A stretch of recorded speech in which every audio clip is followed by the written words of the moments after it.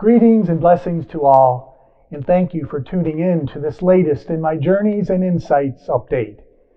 Again, my way of sharing with you the insights that you are making possible as I get to know the good and faithful people of our diocese, and in my engagements with our clergy, parish leaders, educators, volunteers, and young people.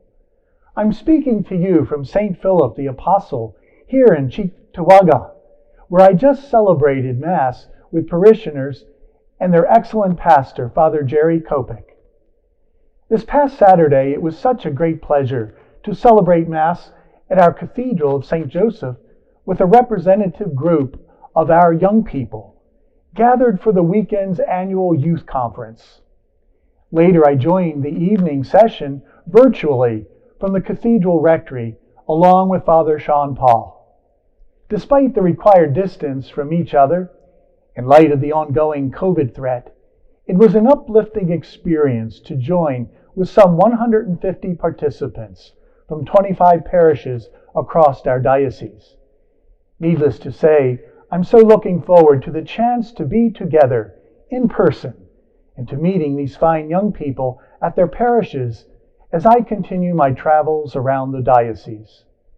They truly are a clear indication of the promising future for our church, even as they are invigorating our faith and ministry in the present day. This coming week, I'll be continuing my meetings with the vicariates of our diocese, traveling to Western Niagara, as well as to the Tri-County vicariates.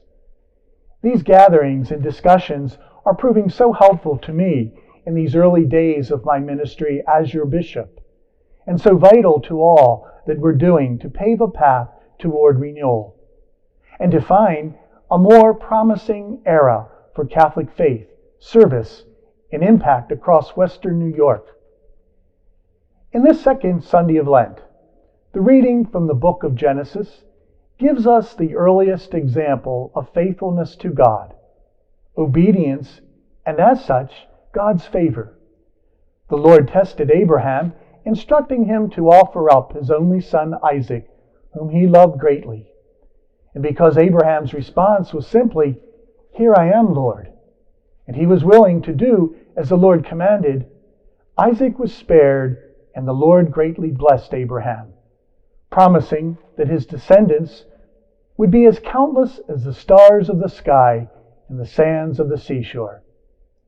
This early example of complete obedience, even in what to us would seem an unreasonable test, foreshadows God's greatest gift to us, His Son, Jesus, who was sacrificed on that other mount, Mount Calvary. As the book of Romans makes clear, He who did not spare His own Son, but handed Him over for us all, how He will not also give us everything else along with Him. And then in the Gospel of Mark, we are presented with the episode of Christ's transfiguration in the presence of His disciples, Peter, James, and John. Jesus is depicted with the great prophet Elijah and Moses, to whom God entrusted the communication of His law. In this defining moment, God the Father validates Jesus and His mission.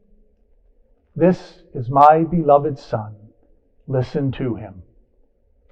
During this Lent, we too are called to leave our places of comfort and to journey with God, to go up to the mountain, as it were, in order to hear the voice of God and to present ourselves in obedience, giving over our will to His.